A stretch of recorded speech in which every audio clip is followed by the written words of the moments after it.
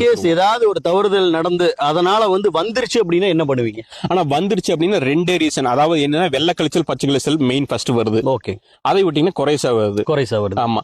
சிம்பிளா எல்லா கோழி பண்ணக்காரங்க வச்சுக்கிற 3 மருந்து தான் சொல்லுவேன். ஓகே. ஒன்னு டைலோசின் இன்ஜெக்ஷன், அமிகேஷன் இன்ஜெக்ஷன். 2 ஒரு வெள்ளை கழிச்சல் பச்சை கழிச்சலுக்கு உண்டான மூலதன மருந்து. மெரிக்வின் போடுறாங்க, மெரிஃபிளாக்ஸ் போடுறாங்க, அதெல்லாம் கேட்காது. இந்த 2 மருந்து தான். இது பெரிய 5 ஒரு 4 கிலோ சாவல் எடுத்துட்டீங்கன்னா அது ஒரு 1/2 ml, இது ஒரு 1/2 ml.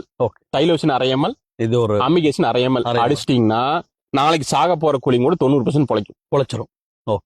2 மருந்துகள் சொல்லிட்டீங்க. இன்னும் ஒரு மருந்து குறைசாவுக்கு. ஓகே. குறைசாவுக்கு பாத்தீங்கன்னா ஜெண்டாலாப் ஐ டிராப். ஓகே. ஜெண்டாலாப் ஐ டிராப் அப்படிங்கிறது குறைசாக்கு மட்டும் கிடையாது, சளிக்கும் நல்லா கேட்கும். ஜெண்டாமைசினோட ஐ டிராப். ஆமா, ஜெண்டாலாப்னு சொல்லுவாங்க.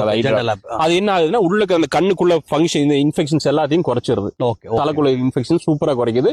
நாங்க நல்ல ரிசல்ட் பார்த்து இந்த 3 மருந்து தான். ஓகே. பின்ன சிலர் பாத்தீங்கன்னா பீரோ திறந்து நம்ம மெடிக்கல் ஷாப் மருந்து வச்சிருப்பாங்க. ஆமா. அது நோ யூஸ். அதாவது அவங்களுக்கு கன்ஃபியூஸ் ஆகும், என்ன மருந்து போடலாம் அப்படிங்கிறது. அப்படி கிடையாது. ஜஸ்ட் 3 மருந்து. 90% கோழிகளுக்கு இதே இந்த மருந்து போதுமான. அதுவுமே இந்த மருந்து நோய் வந்ததுக்கு அப்புறம். ஓகே. இல்லைன்னா நம்ம அதையுமே கொடுக்க தேவை கிடையாது. ஓகே. ரொம்ப அருமையா சொன்னீங்க பிரதர்.